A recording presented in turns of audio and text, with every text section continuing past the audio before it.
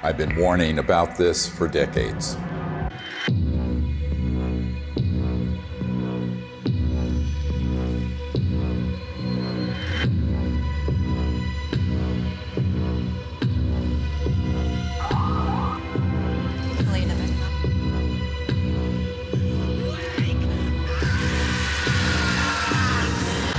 No, not that. This. Speaking of conspiracy theories that actually have truth at the bottom of them, the Corona Relief Bill the President signed last month contains a provision that hasn't gotten a lot of attention. It directs the Director of National Intelligence, in consultation with the Secretary of Defense and the heads of other agencies, to disclose what they know about UFOs within 180 days. So what are they going to tell us? I provided briefings for 4 presidents, foreign heads of state, generals, and a sitting CIA director who later betrayed me. I've seen lives destroyed. William Colby has been missing since April 27th. His canoe was found washed up on the banks of the Wicomico River. Friends murdered. Unthinkable evil unleashed on our planet. All to protect this illegal and immoral secrecy. And nothing I've seen scares me more than this unprecedented moment we are living through. We're in the final hour of an agenda that has been playing out for nearly a century. Centralized monopolies of power in government, the defense industry, and the corporate media are all converging on the same narrative that extraterrestrials are real, they're here, and they're a threat. Those are not weather balloons. Those are clearly autonomous aircraft of some kind that are, as you put it, swarming U.S. military craft. So these are there are 2 options. Under intelligent control. These are craft under intelligent control, and they're flying with impunity, Tucker, within our airspace, and they can outmaneuver, outperform anything that we seem to have. We need to find out who's operating them and also what the intent is. The truth is, we do know who's operating them. Some are indeed extraterrestrial, and they are absolutely not a threat, as you will see. It is, in fact, the secrecy that is an existential threat to life on Earth and beyond, as stated by the first CIA director, Vice Admiral Roscoe Hillenkoetter.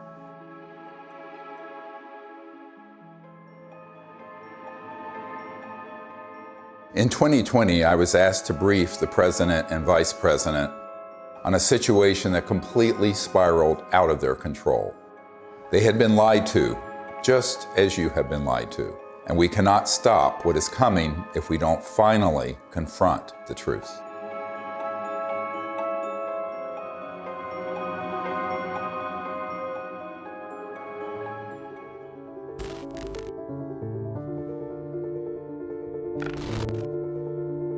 This may be one of the most important photographs ever taken. A dissection of an unknown humanoid from sometime in the 1920s. It clearly isn't human. I don't call it extraterrestrial for one reason. We don't have the history of that it came out of an interstellar craft. We don't have the genetics on it. And there are a group of doctors who are obviously doing the dissection, and then there are suits, very much look like government officials in the perimeter watching. A woman called me up a few months ago whose mother was a seamstress on the atomic bomb project and built the covering for the bomb that was dropped on Hiroshima and Nagasaki. So she was cleared to the A-bomb project. She was then, of course, moved to the only atomic bomb squadron in the world at Walker Field, which is where Roswell is. At that time, she acquired this photo. How do we know? We tested the paper to establish that it was early 50s. And it's a photo of a photograph. And so we do a whole research project on it. We have it analyzed by the top medical archivist in the world, Dr. Burns in Manhattan, who establishes that it is the 1920s. We have the top clothing experts at the Metropolitan Museum of Art determined that those absolutely are from the 20s. So medically, clothing, everything. But if it is what we think it is, it means that there had been targeting and retrieval of extraterrestrial material and beings that are 20, 25 years before Roswell. And that opens another whole chapter. Now, the reason I think that's quite possible, I've had members of my team who've been in the vault and in the classified projects who have seen top secret files going back to the late 1800s and early 1900s dealing with ETs and ET craft and beings. So everyone thinks everything happened at Roswell. No, this goes back longer. Think about that. At least 100 years of UFO secrecy. Do you really think this guy, or this guy, look, here's the deal. or God forbid, this guy, really have a grip on this issue? Excuse me, I didn't mean to fart out of my mouth. They don't. This is why heads of state from around the world come to me, a retired medical doctor, to get the truth about this phenomenon. And sadly, they don't have the power to do much about it once they know the truth. In 2001, I brought together 20 senior military, intelligence, and aerospace whistleblowers at the National Press Club in Washington, D.C., for a press conference that would change the world forever. The men and women who are on this stage and the some 350 additional military intelligence witnesses to the so-called UFO matter and extraterrestrial intelligence can prove and will prove that we are not alone. This marked the public debut of the Disclosure Project and the launch of the global disclosure movement to end UFO secrecy and disclose technologies that would end poverty, climate change, and the use of fossil fuels overnight and transform every aspect of life on Earth. One of the biggest bombshells at that 2001 press conference was the testimony of Carol Rosin, an aerospace executive who worked beside Wernher von Braun, the Nazi rocket scientist who came to America after World War II to work for NASA. Carol received his deathbed confession, a testimony so terrifying that we spent the last 20 years trying to warn about it.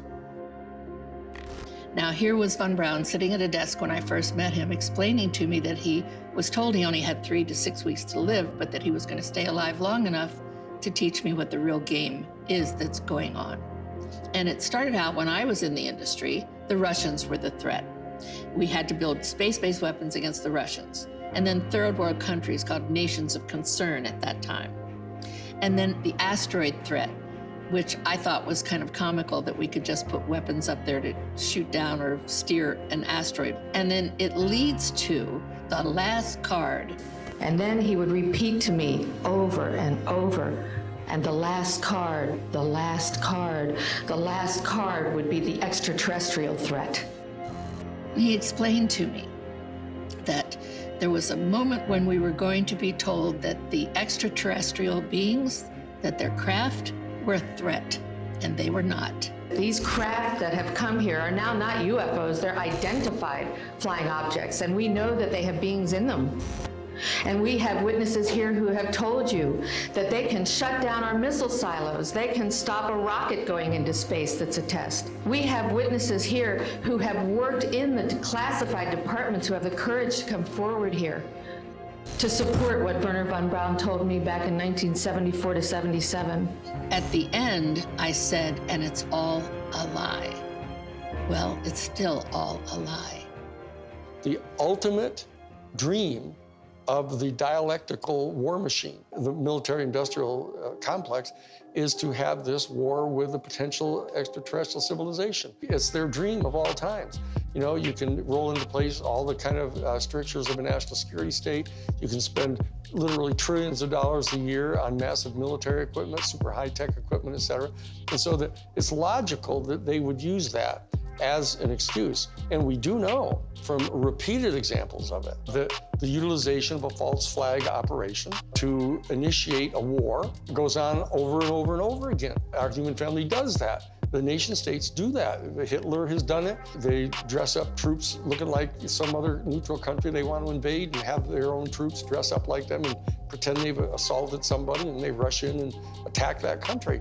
You know, it's gone on and on. Flashback to September 11, 2001. The world is in shock. The American people are paralyzed with fear and grief. Over the next few days, an unprecedented show of solidarity and patriotism. Americans fly their flag from every car and hang them outside their homes. They unify around an overwhelmed president, brought together as one by terror and loss. Few raised an eyebrow as constitutionally protected freedoms disappeared and the war drum beat loud and unopposed. The 9/11 attack set the stage for an invasion agenda that had been pre-planned for years, as General Wesley Clark revealed in a 2007 interview. He said, I just got this down from upstairs, meaning the Secretary of Defense's office today, and he said, this is a memo that describes how we're going to take out 7 countries in 5 years, starting with Iraq and then Syria, Lebanon, Libya, Somalia, Sudan, and finishing off Iran. I said, is it classified? He said, yes, sir. I said, well, don't show it to me.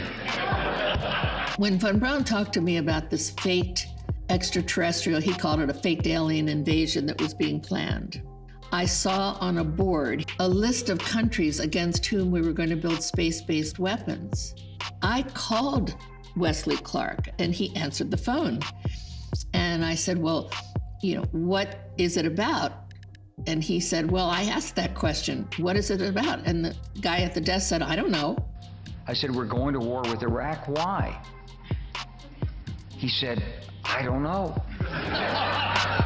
In its paper, published in 2000, Rebuilding America's Defenses, the neoconservative think tank Project for the New American Century asserted that only a, quote, new Pearl Harbor would generate the political will for the military and defense policy transformations the group desired. Indeed, these traumatizing events are always planned or hijacked in order to manipulate perception and manufacture consent for military action and the theft of our wealth and liberty. George W. Bush, Dick Cheney, and others had decided to go to war with Iraq long before Colin Powell gave that presentation. I feel like it was the lowest point in my professional and personal life that I had a hand in managing it. But we've come a long way since the 9/11 attacks. That same document that called for a new Pearl Harbor goes on to describe how we need to put weapons in space, and even predicts the creation of the Space Force. For a complete fascist takeover, the men behind the curtain will have to play their final card, a cosmic 9/11. This temptation to generate a false flag attack on the part of some extraterrestrial civilization, you even hear people like Ronald Reagan make reference to it. Perhaps we need some outside universal threat to make us recognize this common bound. I occasionally think how quickly our differences worldwide would vanish if we were facing an alien threat from outside this world. Wouldn't it be clear if we all of a sudden found ourselves being attacked by an extraterrestrial civilization? We'd finally all come together. Wouldn't that be really lovely? Well, it's not really lovely for the industrial state. They don't want to lose their other enemies first. They want to use up all that before they go to that extreme. The last card was the most profound experience I had in my whole life. And I accepted the mission. And until Stephen Greer picked me up and talked me into going to the Disclosure Project, when I had just about given up, that's when I saw that there were other witnesses to what's going on, to the truth, to the facts. When she told me what Wernher von Braun had said, it didn't surprise me, because I had previously met with a number of people in the defense industry and in the intelligence community who had already told me that there was such a plan and that it could be actuated at any moment. And that was one of the long-term agendas, was keep the technologies away so we can maintain our industrial base of fossil fuel and all this. When we're ready to pull the trigger on releasing this information, spin it in the direction that benefits the foxes guarding the henhouse, the people holding these secrets. But it was interesting to hear that all the way back in the early 70s that he had been warning her about this. And we know that those systems were developed actually in the late 40s and 50s.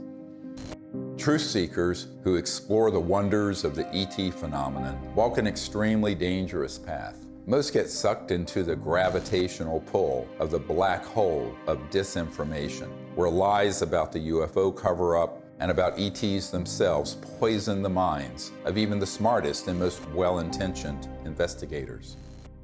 These lies include ETs are demons. It's all interdimensional, not extraterrestrial. We don't have man-made UFOs. Aliens are abducting people. And the worst one of all, aliens are a threat. Therefore, we need to build weapons in space. If we cannot commit to no weapons in space, to no war in space, then we're going to continue to have wars on Earth, and we're going to continue at the accelerated pace that we're in right now towards our own human extinction. One of the difficult things of the last 6 months was that I learned that the same group that had been feeding false information to the public through TTSA had their counterparts that had been going into the president's office providing some information, but a lot of disinformation. So the way really good counterintelligence works, or disinformation works, is that at the core of it, there's some truth. So they'd say, okay, the aliens are here, and here's some evidence, but they're a threat to the national security, and we need to have the Space Force. Wow, Space Force. And they get into this thing called the White House and the national security state, and they're completely at the mercy of the people who are going to brief them, and the ones who are assigned and cleared to talk about this issue, by definition, have been in those clandestine operations. I did a video brief for the president, vice president, and also for President Putin. That the problem is, by the time I had good access, they had already been, unfortunately, quite brainwashed on this, had already taken policy steps that included the Space Force creation and what have you, and then we were running up against the election. One thing is clear, is that the normal constitutional channels that you would think would be in control of that aren't. Presidents that aren't briefed in on this, heads of the Defense Intelligence Agency come in who aren't briefed, and I'm convinced they're not. From talking to them, it's clear they don't know what's going on there. So there's some other structure. I happen to be persuaded by the evidence that immediately after Roswell, when they recovered a craft and bodies from the UFO vehicle, that the Truman administration set up a body that was outside of the normal constitutional framework of our United States government. And it was made up of major elite people that they view as the real power elite. A shadowy government with its own Air Force, its own Navy, its own fundraising mechanism, and the ability to pursue its own ideas of the national interest, free from all checks and balances, and free from the law itself. It's sort of a shadow government within the government, not just in the United States, but all around the world.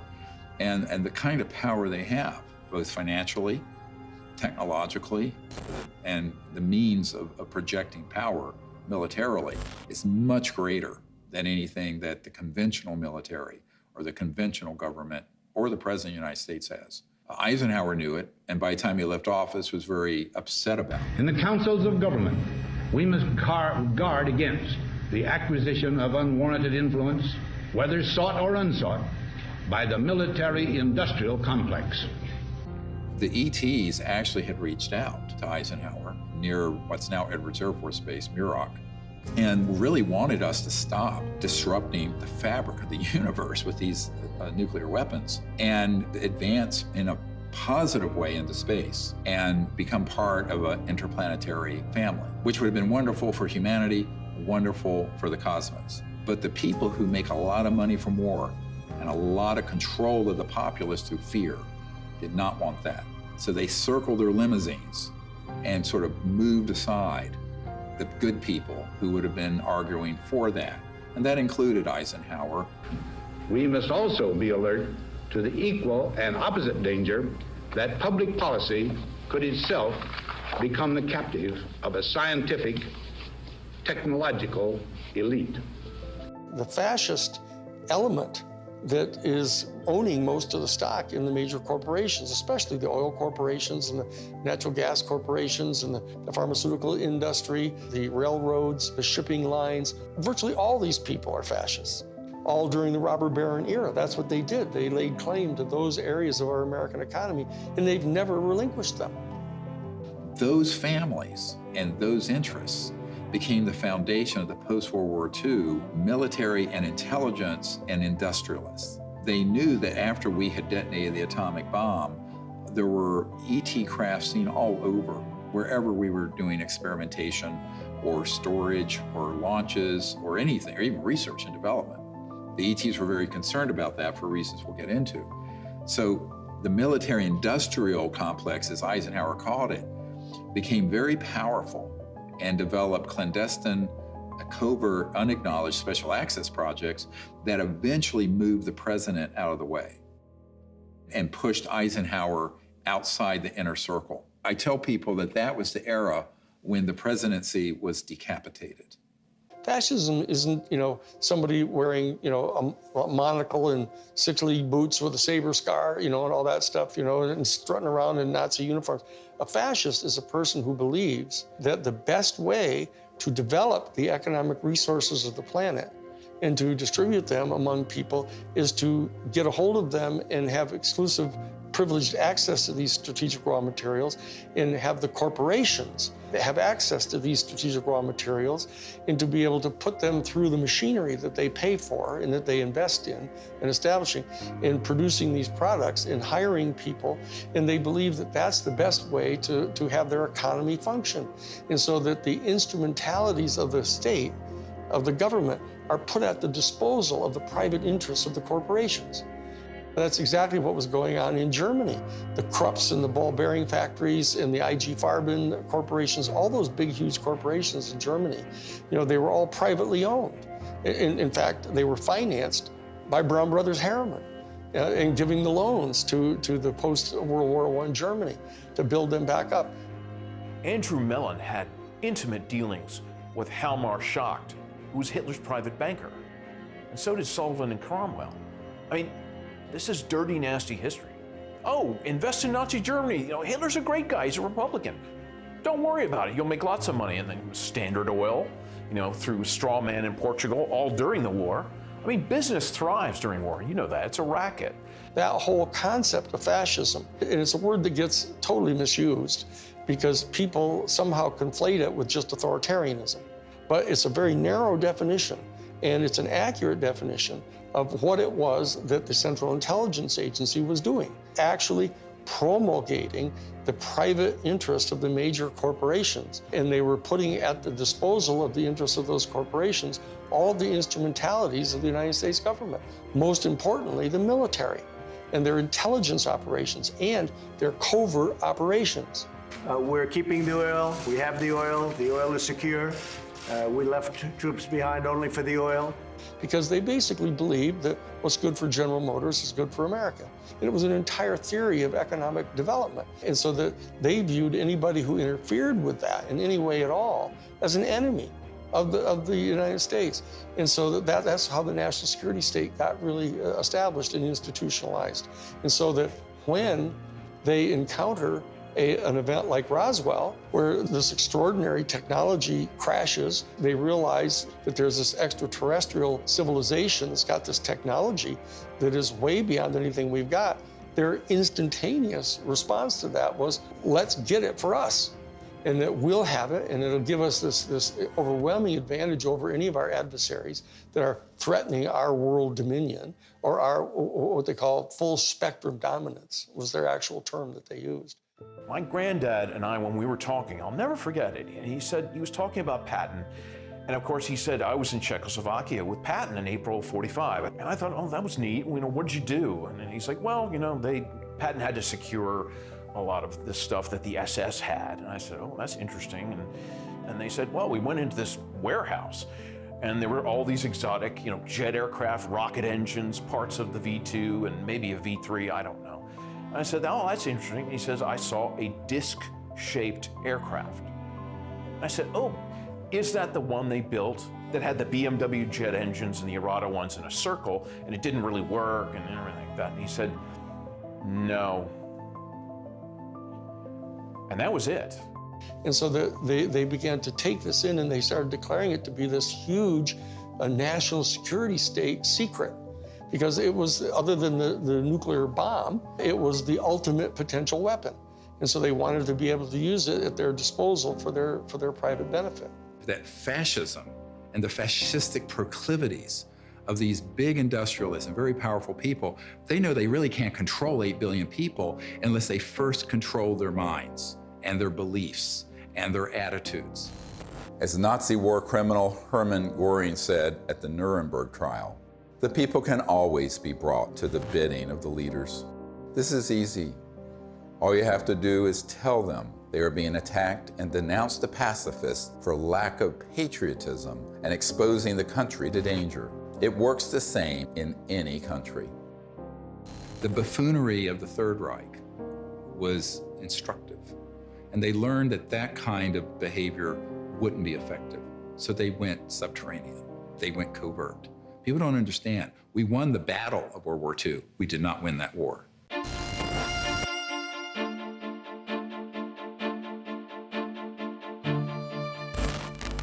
My name is Paula Harris. I'm an international investigative journalist in the area of UFOs. I've been working in this field since 1979. When I was living in Italy, I was reading in a journal that two little boys, they called them Indian boys, had been present at a crash near Socorro, New Mexico. And I was wondering why none of my colleagues ever followed up on that. So when I came to the United States, Destiny had it, that I was able to locate one of the men, Remy Baca. He told me in detail that they had witnessed this crash, these two little boys, in 1945. There was an object that shaped like an avocado. And what interested me most, because I look at the timing, is it was exactly 1 month after we exploded the atomic bomb. And the atomic bomb was July 16th, 1945. 5, 4, 3, 2, 1.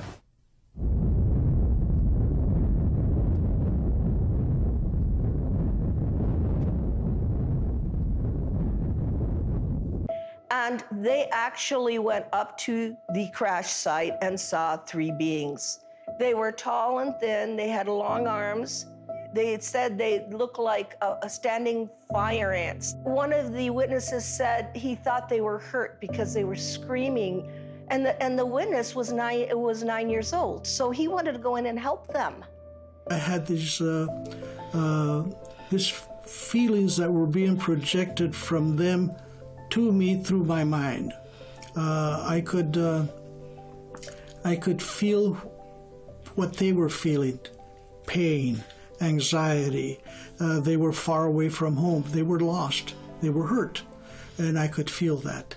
And I could see all kinds of pictures in my mind that to this day I have not been able to figure out what they were. So why it's important is we have 2 witnesses. It happened August 16th, 1945. And from that area, about 13 miles away, we had exploded the atomic bomb.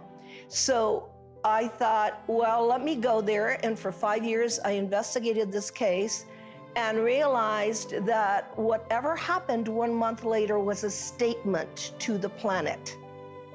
It was a statement about our going into the nuclear age. And it was a statement that meant, wake up, because whatever you guys did 1 month before is going to affect you for the rest of the planetary life. Assuming that they've always been there, but what caused this great interest in us, this large incursion after 47? Obviously, yes, the atom bomb.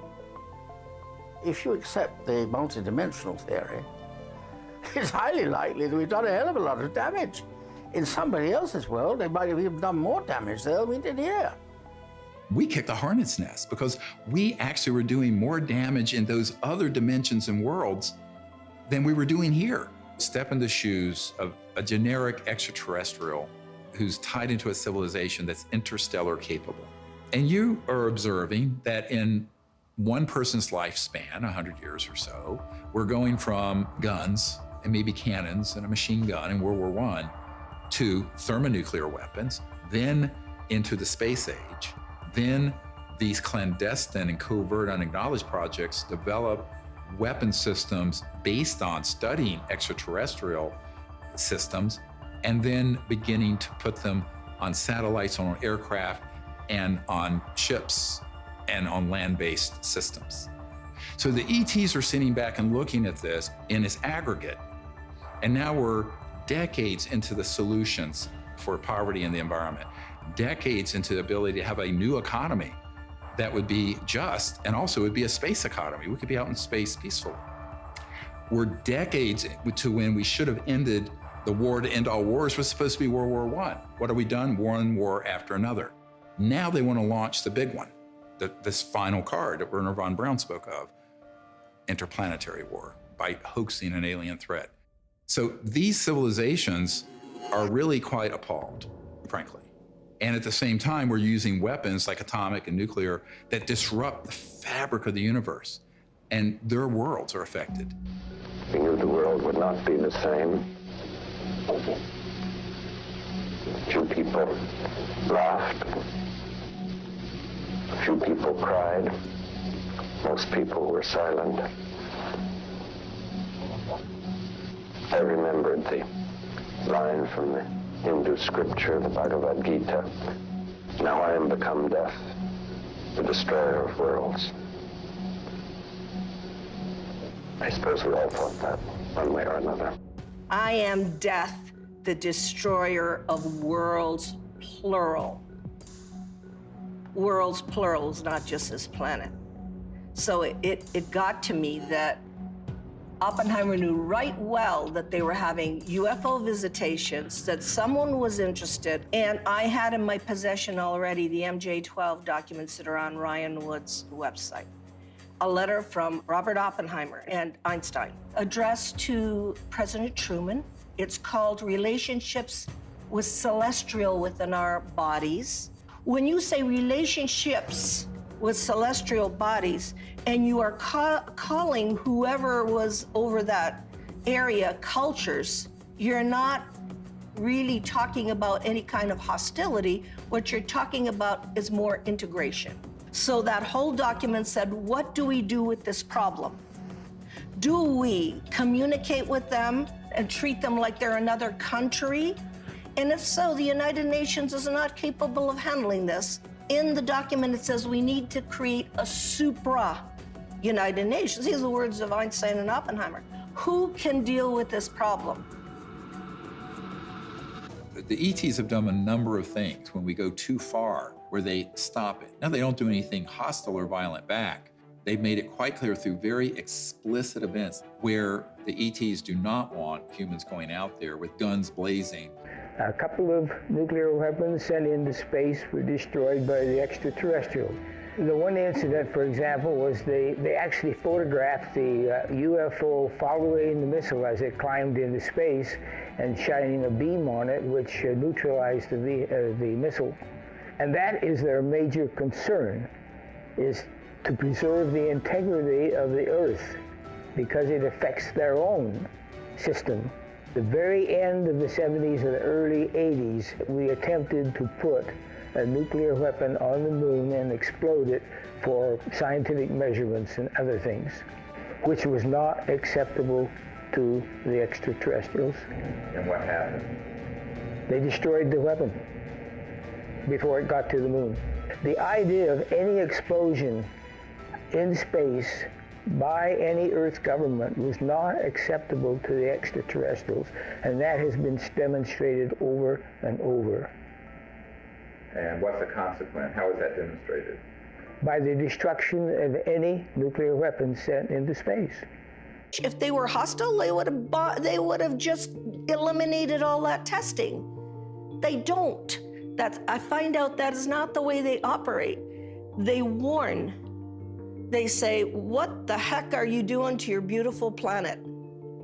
And you have a choice. We have a choice. We can listen, or we can let it happen. If people are watching the media right now, they're not hearing about the peaceful extraterrestrial craft. What they're seeing are released, supposedly leaked documents, leaked videos, much of which is not even true. They're not real. It's faked right there. And it's being presented in a format that is to cause fear, to make us see the crafts and the beings as enemies. There's no question whatsoever that the elite that are in charge of the national security state infrastructure, both the official infrastructure and the unofficial infrastructure, are in fact not only fascistic in their economic vision, but they're racist. So I'm telling you, when you see the documentation that goes on inside the Third Reich, in the courses that they were teaching at the thing called the Ordensbergen.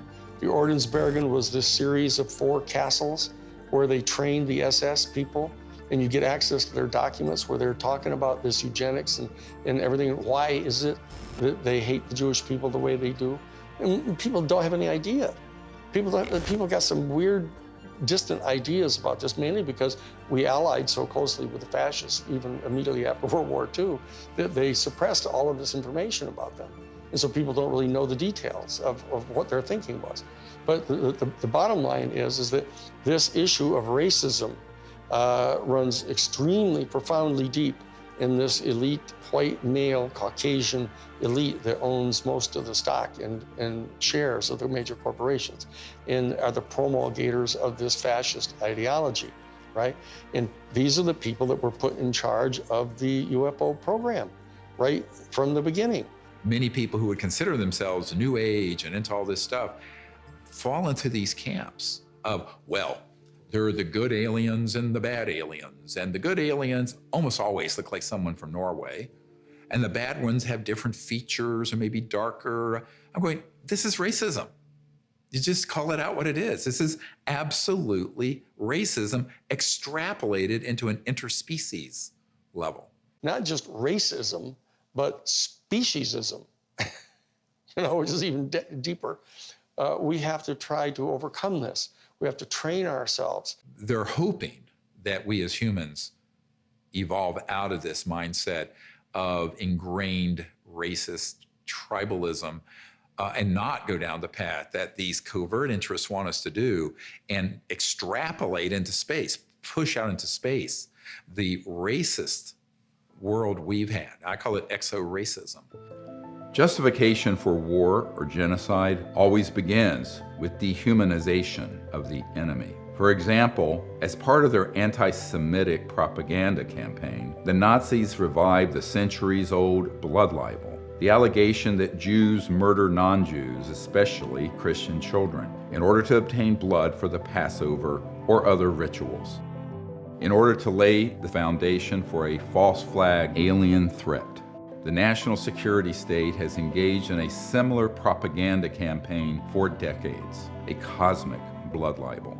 The national security state apparatus and their media allies have been flogging that particular theory that these extraterrestrial civilizations are all here to eat us or to take over our planet and rape our women. There's a whole scenario that's always gone on the part of authoritarian warrior states.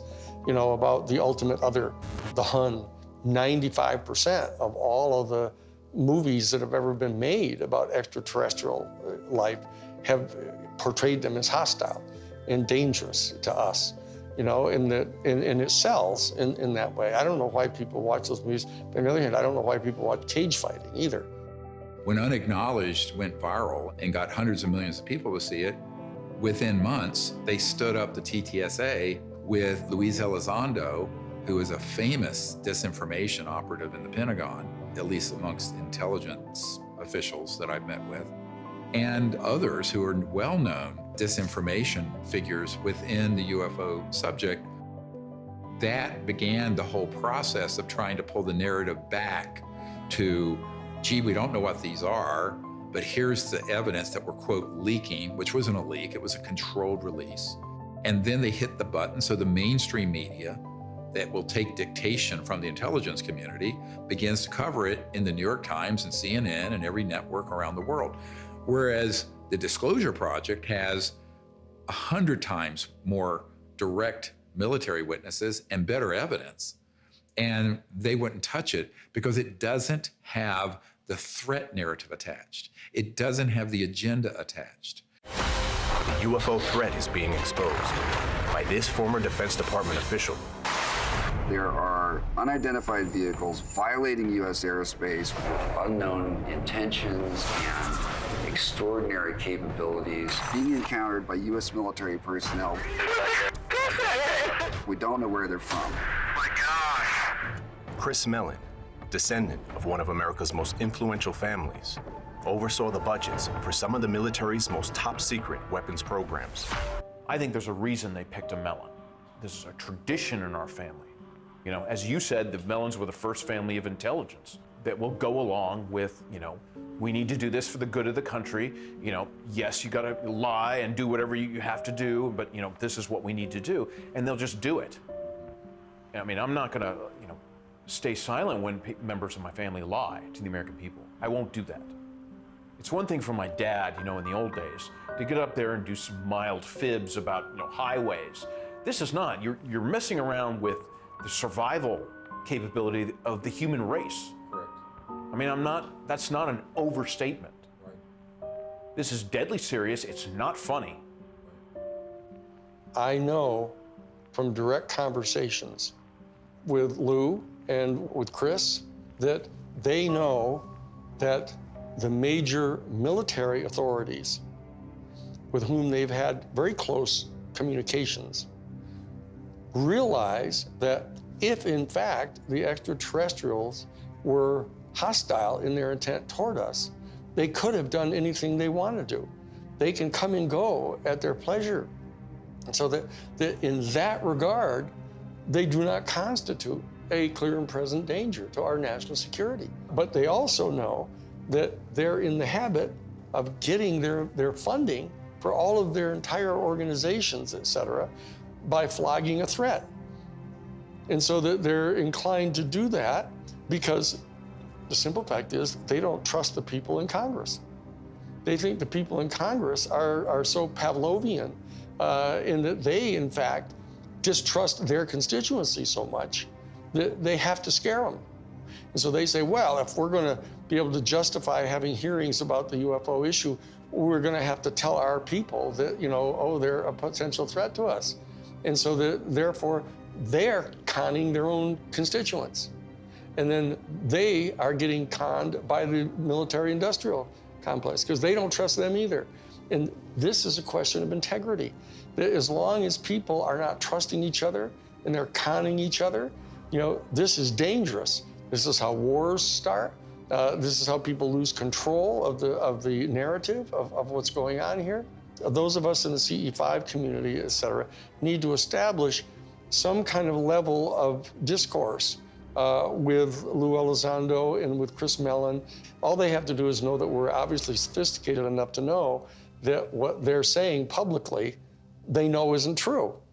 We have to be able to establish diplomatic relations with our own people if we're going to establish diplomatic relations with an entire extraterrestrial civilization. And so that we can't just degenerate into the same kind of low consciousness bullshit, you know, that we're afraid of. The facts about UFOs are so much stranger than the lies that you discredit yourself simply by telling the truth, especially when it comes to so-called alien abductions. Perhaps the most devastating aspect of the cosmic blood libel is the hoaxing of alien abductions by humans in order to create a culture of fear towards extraterrestrials. Dozens of insiders have confessed this secret to me, but it wasn't until 2016 that I was able to get one of them to say so on camera. We did do that, yes. OSI did that. There was a special group out of the 7602nd Air Intel Wing at Fort Belvoir that came out and did that. They had these people that had maybe some sort of defects, anatomical defects that were brought in to fool people into thinking they're aliens. Yeah, I can't give you any specifics because it's still, the program is still classified, and they're probably still doing it. I wouldn't doubt it. They were still doing it. These civilians got onto the base and got into something, and they saw something they weren't supposed to see, and this group came out and went into their home and scared the dickens out of them and staged an alien event. Exactly. We have these technologies. They are being used in false flag operations where they hoax events.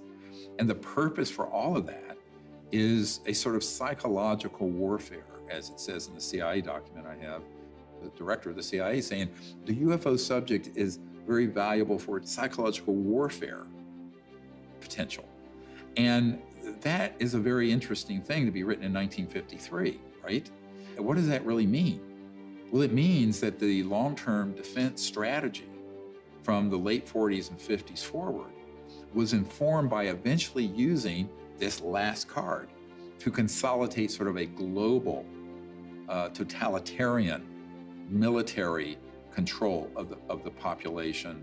Could it be manipulated purposely by people who have the technology to simulate UFO sightings? And people say, well, of course not. Who would do a thing like that? Well, I would remind you that during the Watergate investigation, it was discovered that there was a plan originated in the White House to surface a submarine off the coast of Cuba and paint the second coming of Christ over the island of Cuba using holograms.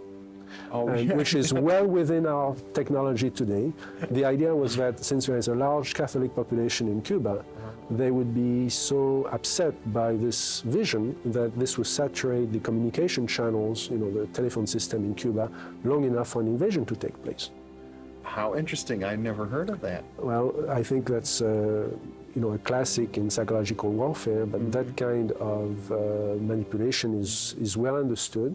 And I have personally investigated several apparently genuine UFO cases where there was, in fact, manipulation. My conclusion, the conclusion of scientists working with me, was that there was, in fact, a manipulation taking place and that it was not a hoax on the part of the witnesses, but a hoax on the part of somebody much better organized than them.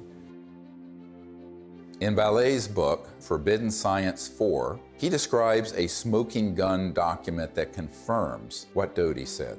In an entry dated Thursday, 26th of March, 1992, Vallee writes, "I have secured a document confirming that the CIA simulated UFO abductions in Latin America as psychological warfare experiments.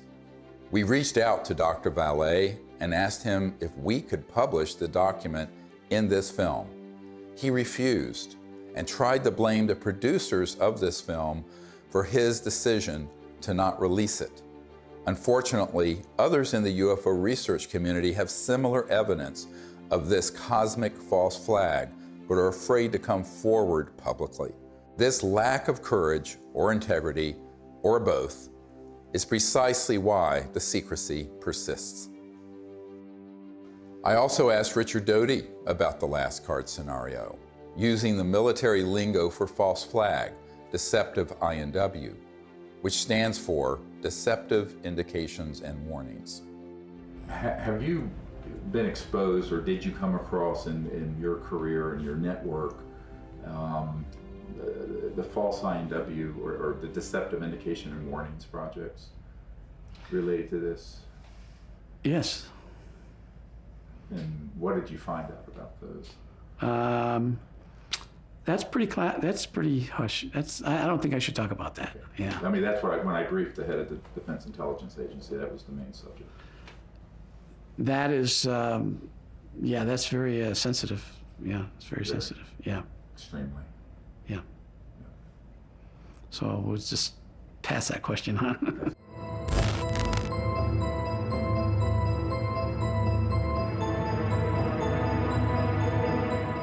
Colonel Corso was given the job by General Trudeau for the Army in research and development of foreign technology. But the foreign technology is really foreign. I mean, it's so foreign, it's out of this world. And he explained to me that he had something called the nut file, of which he had fiber optics, high tenacity fibers. He named the things physically that he had there. He knew they came from extraterrestrial crashes or extraterrestrial materials they had recovered. And it was his job to take them to big companies to be back engineered. Now, in Colonel Corso's time, it was 1960, but this had been done way before 1960. These were extraterrestrial artifacts that had to go into industry. So for the first time in my naive years of research, I realized why the secret was secret. I always thought it was about, everybody would panic, then the religions would fall, and I had no idea this was going on. And ever since my association with Colonel Philip Corso, I realized what this is about. What this is about is the toys, the artifacts. And it's really about the industry. It is not about whether people would be scared or whatever. I think that the younger population and people that have studied this know that there is no danger. I mean, if they're not going to bomb you during the time you're doing the H-bomb tests in the Pacific, I don't think they're going to decide to come out of nowhere and bomb everybody or to have an invasion. There are too many times where we could have had an intervention that was hostile, and we never have, and we're the enemy. Hey, John, happy birthday. There's no way that I can, sugarcoat this. I was talking to a gentleman about the UAP report, and he contends the Pentagon has alien bodies and crafts. So I just wanted to run this past you. Does DOD have these things, and if so, where? Jeff, the UAP task force is really designed to take a look at these unexplained aerial phenomena, try to help us get a better understanding of them. Again, I'm not going to get ahead of the report that the DNI will submit, that we are helping, obviously, and providing input to, and I think I'll just leave it at that, Jeff. This exchange would have been unthinkable even a few months ago. And notice that he didn't deny it. There are three major lies of the current false flag disclosure of UFOs in the media. Number one, we do not know what UFOs are. Lie. Number two, the U.S. military does not have any aircraft that can perform in the way these UFOs maneuver. Lie. Number three, they are a threat to national security. Lie. The only threat to national security and world peace is the unacknowledged projects using man-made UFOs and other technologies to hoax alien events, period. And yet, we are inundated with messages about the threat to national security posed by UFOs.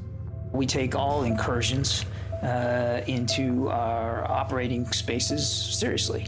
So, I mean, like everybody else here at the Defense Department, certainly we are taking the entire matter seriously as it regarding the potential for safety concerns. One of the most brilliantly subtle disinformation techniques currently being deployed against the people of Earth is this air of phony agnosticism that has been generated surrounding this issue. Do you believe that they sincerely don't know what these things are and where they don't? We have the best military on planet Earth, the greatest intelligence agencies. These are true unknowns, and they were swarming our military arsenals.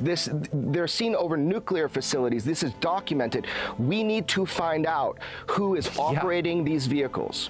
There's a certain studied agnosticism that the media is allowing to come out through these ufologists. For example, Nick Pope. I mean, we are under siege. It's like there's a war of nerves going on. And if this was drones belonging to a foreign adversary, there would be an absolute outcry. And yet, the situation we're in, that we don't know what these things are, and they might even be extraterrestrial, that's worse. So I agree with Luis Elizondo on this. This is a potential catastrophic failure of intelligence. The same thing with people like Chris Mellon, whether he's been paid or not. he will get up there and say, well, we don't know what these are, we need to study them. There's a vital national security issue, which is that our sovereignty is being violated by vehicles of unknown origin. Chris and I have met, we've talked about all this stuff. I think the TTSA program was a little goofy with Tom DeLonge. This is a mechanism to change the way the government acts. You're going to see us dealing with the Senate, us meeting with the intelligence services of other governments, and everyone is coming out of the woodwork and saying, this is real, we got to do something about it, and it very well could be a threat, but we can't put our head in the sand. Former Blink-182 frontman Tom DeLonge launched To the Stars Academy, or TTSA, supposedly to bring scientists and whistleblowers together to advance the disclosure of UFOs. In reality, this was a thinly veiled front group for the Defense Intelligence Agency, staffed with notorious spooks like Jim Semivan, the former head of covert operations domestic for the CIA. All of a sudden, the same media outlets that historically ridiculed this subject started fawning over DeLonge and his entourage of disinformation agents, and always with the specter of an alien threat. Hal Puthoff was soliciting me for funds for his quantum communication thing, which I think the Navy has had for 30 years. So there's a lot of disconnects going on. And of course, they've left that TTSA program, and I don't blame them. I think it was a shit show. And some type of CIA, quasi-psyop, something. And I don't think anybody was really excited about it. And when they say, this is a mystery we need to solve, that is not true. As you and I know, the US military, especially the Navy, has reams of information on every shape of craft, where it's from, who's driving it, what they're up to, Forget it. It's just been going on for 70 years. The military-industrial complex is not stupid.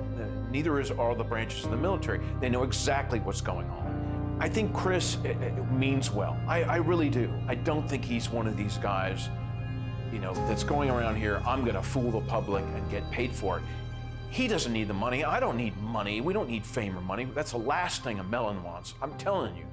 And of course, TTSA even had a Lockheed Martin Skunk Works engineer who said, we need more money to study this because we don't know how these operate.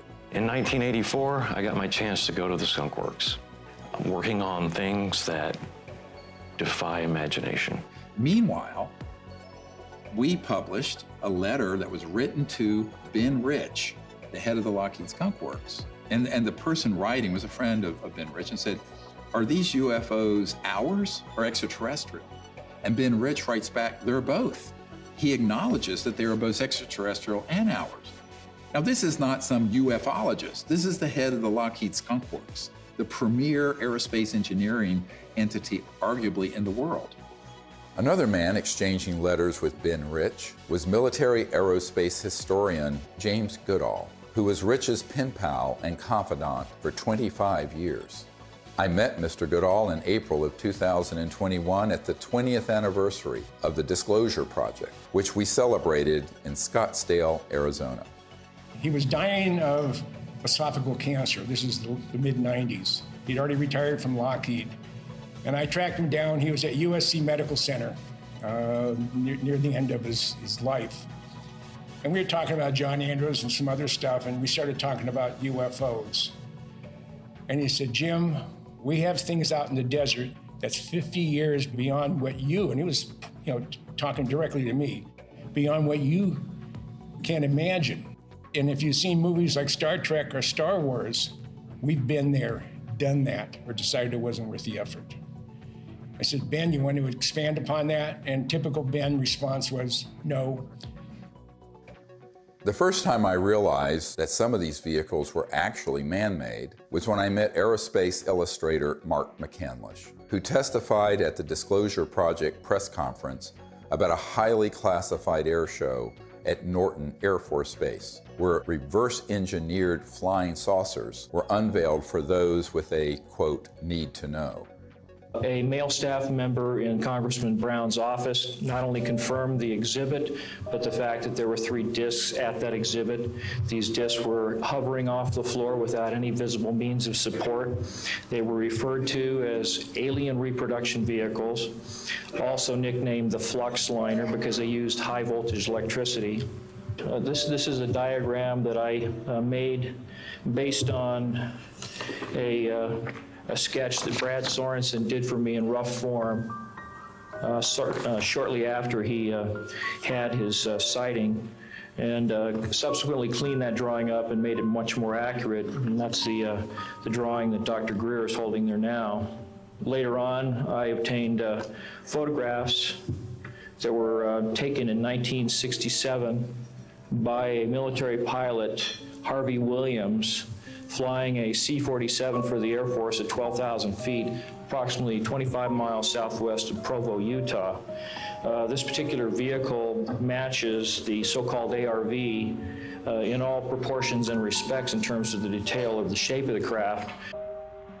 News articles from the 1950s describe how we were on the cusp of unlocking the secrets of gravity, which would unleash a technological revolution. But suddenly the articles stopped without explanation. This is the point where we cracked anti-gravity technologies and it went totally covert. And this Tic Tac, the word is, it's Lockheed Martin. It's the successor to the TR-3G Black Triangle model. Elizondo just will talk the bark off a tree. He goes in circles. He's a great counterintelligence guy. I'd love to get into a debate with him, but of course that's never going to happen. Well, this is a document that was obtained through the Freedom of Information Act, and it demonstrates quite clearly that we have had issues with these, if you will, these UAPs or UFOs in the vernacular for at least 70 years, at least since 1950, probably earlier. And this is official U.S. government correspondence. This isn't some eyewitness report from a civilian. This is official government documentation from military personnel to very senior military brass. And what it says is very quite compelling that, look, we've had a lot of military and intelligence eyewitnesses, to include special agents and scientists, and all of them are seeing these things. And more importantly, the frequency has occurred on a regular and continuing basis over sensitive U.S. military facilities. And this has been occurring, Tucker, again, since 1950. The U.S. government has finally admitted that this is not some sort of secret U.S. technology. Quite the contrary. Over the years, dozens of defense and aerospace industry insiders have briefed me on what they were really working on at places like the Lockheed Skunk Works, going back to the 1940s and 50s.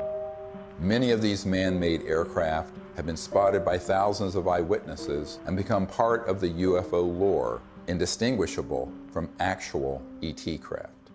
These rogue, covert operations within the military-industrial complex stage thousands of sightings, abductions, mutilations, and disturbing encounters with our public-facing military, knowing these incidents will be mistaken for ET craft. This confusion between what is extraterrestrial and what is man-made is essential for pulling off a false flag that would be blamed on aliens. This is from 1983, Hudson Valley, very famous cases, many witnesses to these transformer-sounding objects, and underneath, when they were close, you can see superstructure and tubes and other things. That is not extraterrestrial. Now, have there been extraterrestrial vehicles of boomerang and other shapes? Yes. But where do you think they get the idea? And also, how else do you create a false flag? You have to create structures that would be believably not aerodynamic. Some of them are kind of hybrids. They'll have some conventional propulsion as well as electrogravitic, and they all have structural, superstructure components that are clearly a man-made machine, not an interstellar vehicle. This is 1989 in Belgium, that you can see all the tubes and structures underneath. Again, this is global. These are also well-known platforms. You can basically, once you get your lifter system in place that causes mass cancellation, you can create any kind of air structure around it. And it doesn't matter if it's aerodynamic or not, because the way it moves, it moves, let's say, the molecules of air around it, so it's basically moving an electromagnetic field effect, so there's no resistance and there is no sonic boom. That's man-made. We've had it for decades. This one is great because it has, if you look at the underside, there are the girders and the structures, and the people under it could see that and could see the light in the center and the three on the end. That is man-made. There are extraterrestrial vehicles that are triangular and that are saucer-shaped and that are other weird shapes. So to make things complicated here, how are you going to know? Well, you got to be close enough to it to see. And if you can't see the superstructure detail, you're not going to know whether it's extraterrestrial or not. This is from Southern Illinois in 2000. They went from animal mutilations being staged by clandestine human organizations to these were doing human vivisections and killing humans. But of course, they wanted everyone to believe the aliens were doing vivisections on people. No, it wasn't. Which ones are man-made and which ones are extraterrestrial beings? Dr. Greer is figuring this out. We've got to listen to this information. These are facts. This is not rhetoric. And then we've got to be able to apply it. We're taught to be afraid. We're taught to fear. We're taught to fear extraterrestrial beings. Really? Get over it. Meanwhile, you have people who would purport to be experts in UFOs going on Fox News and other news outlets saying, we don't really know what these are. It's a big mystery. They've lied by omission, and when they say it's a mystery, that's a lie. Okay, I'm sorry, but that, I'm not on board with that. And that, But they have to know that's a lie. Right. So they do, and I think, it's obvious. So, that's why I'm giving this interview with you today. I mean, I've had enough of that. I had enough with my dad. Was he a liaison to Majestic 12 as a magic member? Probably. He probably had 2 pages of the UFO file. Don't worry about the rest of it. Just 2 pages are all you need. Okay, yes, sir. And Chris is going, yes, sir, too. So those people are very studied agnostics who act like we don't know, we don't know, we don't know. And that's why they're given an audience. If they were actually to say, here's what they are, here's what they're doing, which is what a truthful disclosure would be, they would be banned off those networks. I don't think I've ever spoken to anyone who has seen more reports, paperwork, photographs, interviews as you on this topic. Has there ever been a confirmed extraterrestrial ship? We'd have to say no. We'd have to say what's confirmed is that we don't know what this, let's call it a ship or an object. We don't know what it is. We can just say what it isn't. Right. And you can ask yourself, well then what, and of course what we call the extraterrestrial hypothesis is a valid one. I mean, maybe it is from some other place in the universe. In the axis of disinformation, Leslie Kean is the original shameless opportunist of ufology. Over 2 decades ago, Leslie embedded herself in the planning and execution of the Disclosure Project and then betrayed our trust by hijacking our top secret witnesses and case studies and repackaging them. Most people don't realize that on the day of the Disclosure Project press conference, intelligence agencies jammed our signal leaving the National Press Club building for the first hour. Leslie was there and she knew that we had revealed too much. She adopted this fake agnosticism so that every door to mainstream media outlets would be open for her. Anything that can operate in impunity within our airspace, within restricted airspace, that can have near misses with our Navy pilots, it has to be considered a potential threat. Anything that's in the skies that we don't know what it is, and it's demonstrating incredible capabilities. The only way the Department of Defense is going to deal with it is to see it as a potential threat. Anything that enters an airspace that's not supposed to be there is a threat. After receiving classified briefings on UAPs, Senator Marco Rubio called for a detailed analysis. This past December, while he was still head of the Intelligence Committee, he he asked the Director of National Intelligence and the Pentagon to present Congress an unclassified report by next month. We've gone this way before. There have been many initiatives. Gerald Ford, when he was congressman, held hearings, went nowhere. The whole window dressing of Project Blue Book, and then that was just really a publicity stunt by the Air Force. And most recently, the $22 million that the Pentagon spent on this Bigelow aerospace study.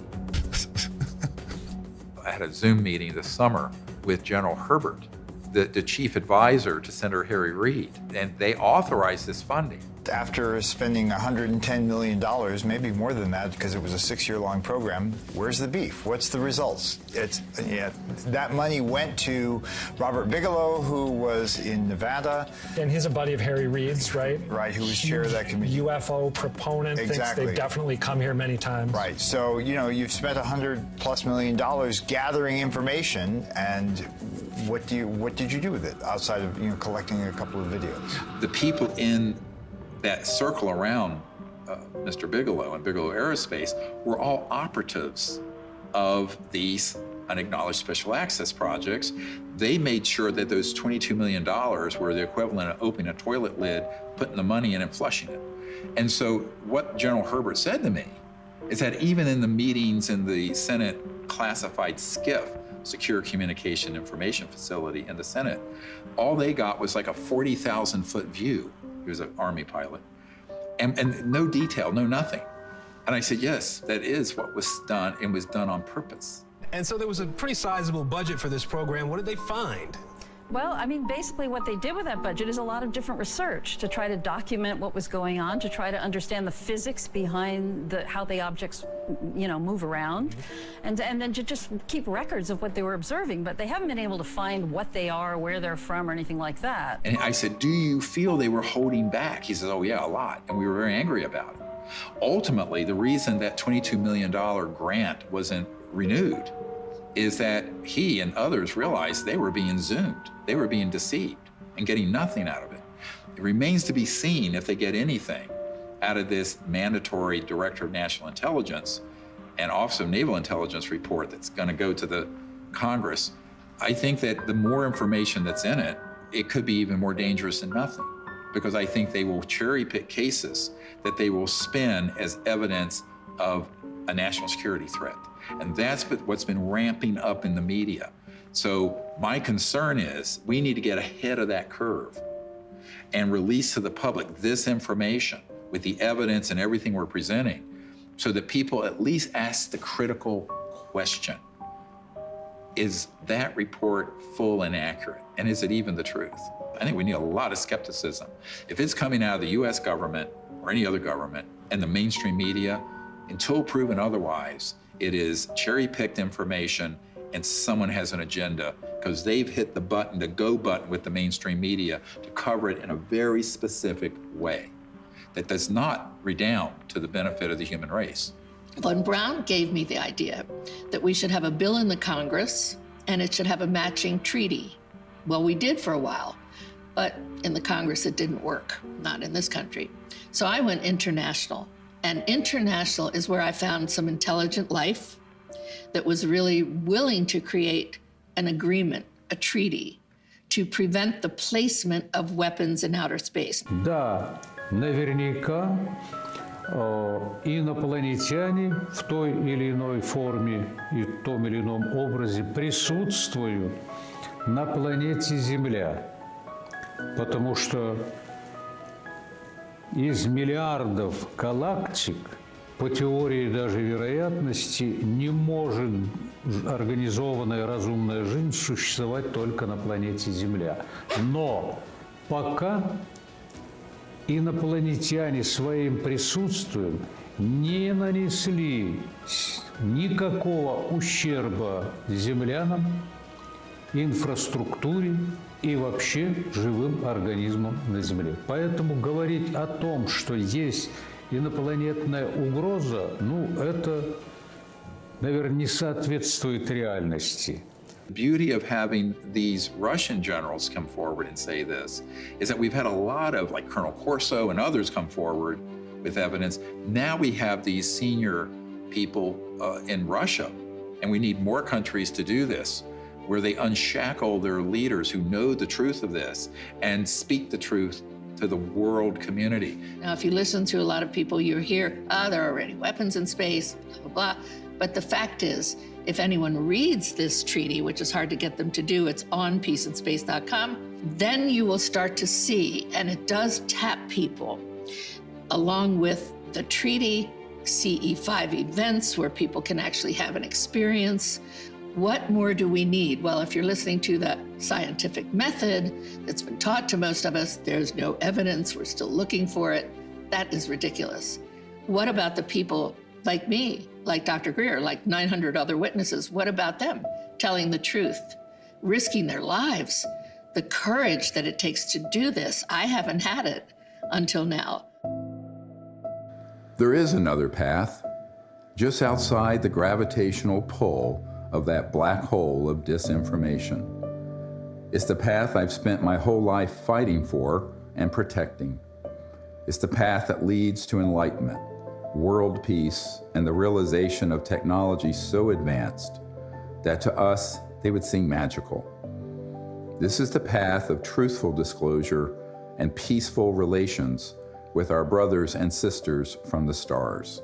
CE5, or Close Encounters of the Fifth Kind, is a set of protocols I developed to initiate peaceful contact with interstellar civilizations. It's easy enough for anyone to do, and will absolutely transform your life.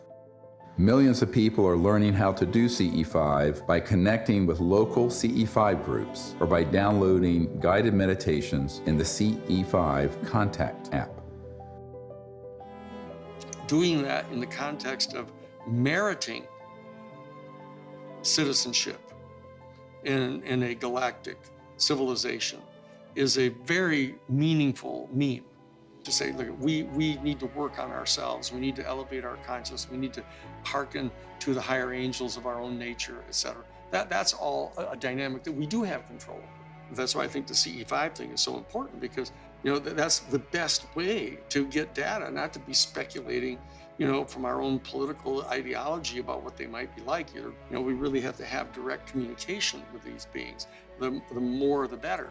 That dual role of elevating our own consciousness and rising to the highest levels of the angels of our own human nature on the one hand, and reaching out to establish communion and contact with the extraterrestrial beings themselves are the two pathways that we have. And in dealing with the national security state, we just have to take whatever steps we can in the legislative realm to impose treaties to keep us from doing things like militarizing space and developing space weapons and all that kind of stuff. That's another third leg of this stool that we have to really do to exercise whatever kind of control we can have over the political realm. And that, I think, is the only way we're going to have not just world peace. World peace should have happened at the end of World War I. We have to have universal peace. At this point, world peace is too late. We're already in an interstellar moment. We're already in a cosmic time. So we have to have universal peace. And universal peace comes from both our external policies and behaviors and from within, the great peace within, the state of universal consciousness. As we wrap up this film, we are seeing the threat narrative intensify by the day. Language like, "We need to stop trying to contact aliens," seems to confirm my long-held suspicion that CE5 would be blamed for a staged alien attack. Do not believe this lie. This isn't entertainment. This is our survival. I saw that Dr. Greer would never stop doing this until he took his last breath, and that he needed help with this. This is not about us. It's not about fame, fortune, money. There's no money anyway in all this. It's about finding a group of people that have the same vision, but the most beautiful vision he has. And I've attended so many CE5s, is that he has found a way, a non-hostile way, to communicate with who's ever out there, because whoever's out there is depending on him to change this situation. So that, for me, is the most important. The CE5 protocols that everybody can do is going to make a darn difference. So for me, the Disclosure Project is a miracle. And it hasn't been easy. It has not been easy. Can I give you a hug? I love you. You just keep going. We're here. You just keep going, okay? I'll never leave you, so you just keep going. Do what you do. And do what you do the best, because if we don't do it, nobody's gonna do it. Do you understand that? Okay.